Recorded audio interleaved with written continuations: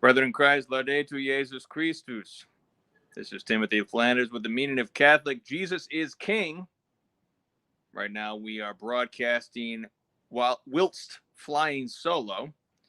And that brings up prayer requests. Please pray for a special intention for the Flanders family. So I've got my monkey pack of counter-revolutionaries wreaking havoc in the basement in the next room. So I might need to put this phone down in just a minute. We'll see if they're good children and they get the candy I promised them. So we're going to be talking about chicken farming against the Marxists. This is a very fun topic because what we've talked about, we've mentioned it from time to time, and that is the importance of building a Catholic economy and all sorts of different alternatives to the modern globalist, globo-homo, Marxist regime that is now unmasked before us.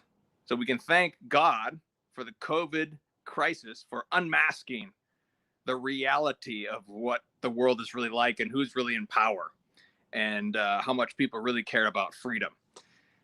So to that end, we're going to be chicken farming against the Marxists. Chicken farming is a wonderful way for you and your family to fight the Marxists and provide for your family. It's probably, I don't know much about livestock, but I have chicken farmed myself. And it does seem to be probably the easiest livestock to own and maintain as a family with very big dividends for your family, eggs and meat. Something it's wonderful. It's very low maintenance and it's fun for the kids. The kids love them. Chickens are just fun. They're funny creatures, fun for the kids. Yeah, Chrissy says, we have 16 chickens and way too many eggs. Fun for the kids and healthy meals. Yeah. I don't know if you've ever had your own eggs before, but they're about twice as delicious and probably 3 times as healthy as what you buy at the store. And so it's really a win-win-win-win-win on so many different levels. Chicken farming is wonderful. But there's a little bit of a learning curve because you do need to learn a few things, a lot of practical things, a lot of practical tips that can be learned, even though it is quite easy in terms of livestock. So you do need some practical tips. So that's what we'll be talking about. Well, I'll just go and this is going to be an introductory show, and we'll talk more in the Patreon Guild, content that'll be on Friday, actually. So Friday at 10 a.m. Eastern Time, that'll be the full show with our chicken farmer, our resident chicken farmer. And this is part of the Meaning of Catholic Guild. If you haven't heard of the guild we're trying to build, that is growing out of the Meaning of Catholic community in the Patreon. And that is the guild structure. Historically, a guild is an economic community of support among Catholics. In general is what that means. That's what a guild is. It's a structure of economic support among Catholics based on Catholic principles. And guilds take all sorts of different forms. And in our day, we are building a guild now to support each other against the Marxists. And this is our first real big practical show that we're going to go into a lot of practical specifics about economics, specifically raising your own livestock and chickens first. Let's see. Eileen says, in California, chicken wings just went up from $5 something to over $7 per pound. Yes, all the more reason to have your own chickens. Joel Salatin method is the best and most efficient. I'm not even aware of that method, so I should learn about that. GGLTM says, chickens are the first livestock an impoverished favela delves into in the third world with like 10 square feet to spare.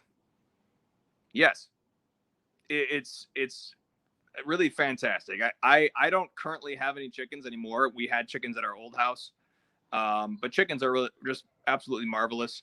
So who we're gonna have? We're gonna have my good friend Matt Baker, who's a guild member. So he lives locally nearby me, and he is a chicken farmer, and he's a great resource because he's just a learned from experience. You can learn this just by reading books, honestly. But there's a lot of basic know-how that you can gather just by learning from other people who've done it. And once you get the hang of it, it's pretty easy. So we're going to get into that with the Meaning of Catholic Guild. So if you want to be a part of the guild, you do have to become a patron. So it is $5 a month or more. You do get free books, and there's other patron-only content. You can also be a part of the guild Telegram. The Telegram is a community where we can share with one another and communicate. So that's a really easy way for us to communicate. But introduction to chicken farming, essentially, there's a lot of different. So basically, here's the introduction. If you don't know anything about chicken farming, there's basically two types of chickens. There's layers and there's meat birds. Layers lay eggs, obviously, and meat birds are for meat. So the meat birds, you usually buy them as you can buy chickens as chicks, or you can buy them as unhatched eggs. But usually you can go to just a farm store nearby and buy chicks. That's what we did. We just bought chicks. They're like $2 each. So you can buy half a dozen chicks or eight to 10 chicks.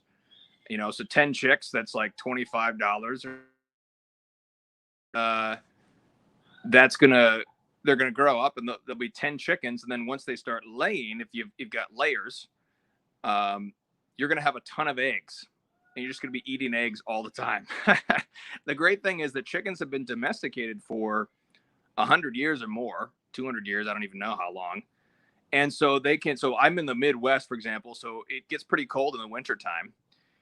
So you can, but they survive just fine. They're chickens. They've been domesticated, and they go through the winters. I mean, you bundle up their coop and everything. You make them warm and whatnot. But they're very resilient bird.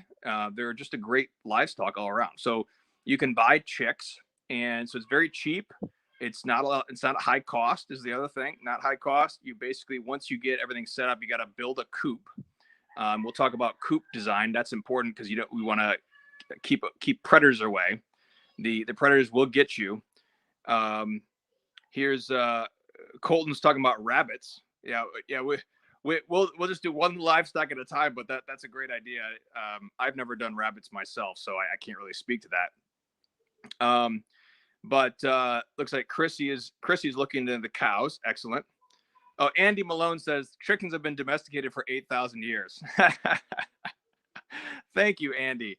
Yeah, I'm not sure what in the United States, if they've just had chickens, or if they came from England, they had chickens in England. I'm not sure. I don't know the history of chickens clearly, but the good thing is chickens are completely domesticated, and they're wonderful livestock to have. So basically, some of the basics that we'll go over is that I think layers are easier to start with than meat birds, because meat birds require a little bit more equipment. You need to buy meat birds, and then you put them in the coop, and you eat them. Sorry, you feed them. Sorry, I misspoke. You buy them as chicks, you feed them, and then they can get totally full grown in 8 to 10 weeks. And then you can slaughter them. Now, but the issue is that slaughtering them takes a little bit more time and energy and know-how, and takes some more equipment. If you can either have equipment to do it, or you can do it old school and pluck the whole thing yourself, which is a lot more time consuming. So that's the meat bird. Now the layers are going to be a lot easier for you. So you could just get the chicks. You build a coop, put them in the coop, but you also need to be careful about chicks, because they can get too cold as well. But once you get the layers, you can feed them, and they grow slower than meat birds. But basically, you just feed them, maintain them, clean the coop until they start laying, and then they start laying, and then you start to get a ton of chicken eggs all the time. So you're just getting tons of chicken eggs with layers. So then there's that's the basics of layers. It's pretty easy from there. So the basically is keeping the coop safe, keeping them safe from predators. And then that's the layers essentially. And then you can figure out whether or not you want to keep them for 1 to 3 years of laying. It depends on what kind of bird you have. Some of them will lay for longer. You can always eat layers too. You can still slaughter layers. I'm sorry. Yeah, you can still slaughter layers. You can still eat them, but they're just going to be harder to eat because they're not really bred for eating. But you could, I mean, I was actually going to eat my layers right before we left, but then at the very end of right when we were moving it from our old house to our new house, uh, that's when my defenses of my coop were compromised by a predator, and they killed all my birds at the very last second. So I was very sad that I couldn't eat my layers, but you can eat layers as well. So um, that is basically it for an introduction. It's very easy. There's let me see if I have this. Oh, here we go. Oh no, I was just seeing if I had the book handy, because I just used the Idiot's Guide to Chickens. I don't have the book handy, but it's like this. I don't know if you've ever seen this. This is like it's like for dummies. So like this is the Idiot's Guide to World Religions, but there's an Idiot's Guide and a for dummies book for chicken raising.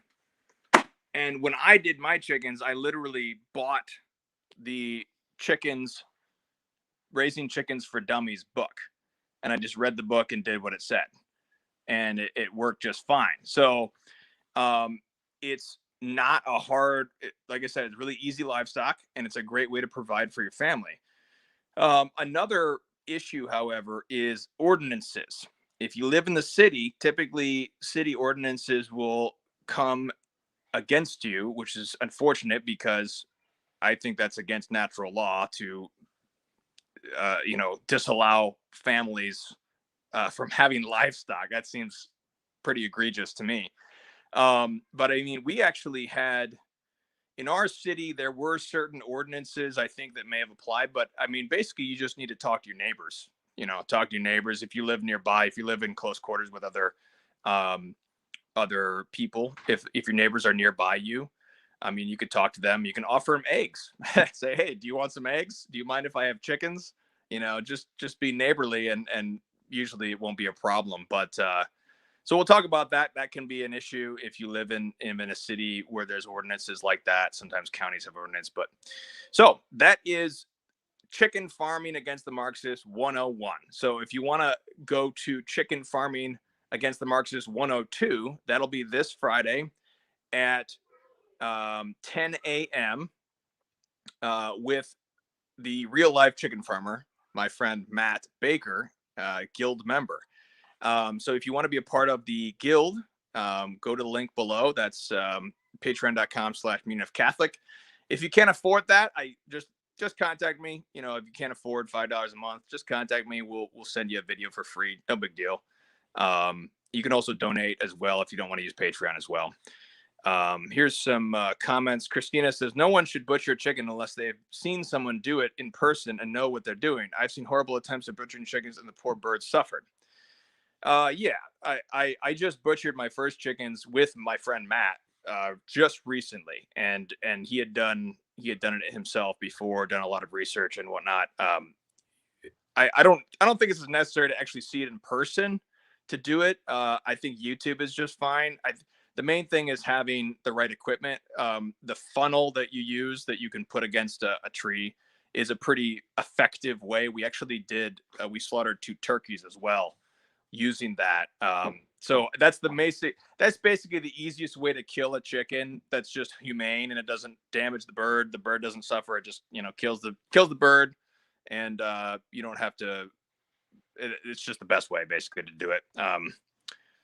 So let me see. Yeah, a great point from Andy. Chickens are great for tick, bug, pest control. Yep. Periodic parasite treatment. yes, that can also be an issue as well, depending on your area. So there's little things, but basically you can really get this going literally by buying the Chickens for Dummies book. I mean, you just need like a single book that's basically chicken farming 101. You can get some basics. And the good thing is, even if you do have a one bird die, and you will have certain birds die, they'll get diseases or they'll get by a predator or something. You lose a few birds, but if you get 8 to 10, it's not going to be that big of a deal. And you can always, the next year, you can buy new chicks and everything. So chicken farming, it's the way against the Marxists. So we'll talk more. Chicken Farming 102 will happen on Friday at 10 a.m. for guild members. Like I said, if you can't afford to be a part of the guild, just contact me, meaningofcatholic.com/contact. We'll send you the video for free. So let's offer up on our Father for all of our economies, all of your economies, your family are dealing with in your own locality.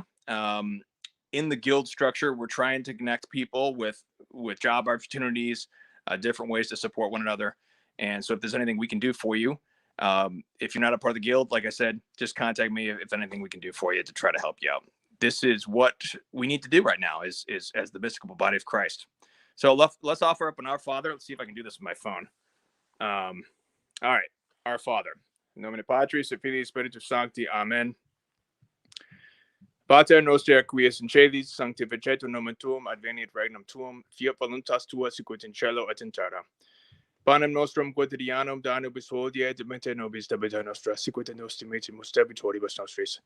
Et ne nos educas in tentationem, sed libera nos a malo. Amen. In nomine Patris et Filii Spiritus Sancti. Amen.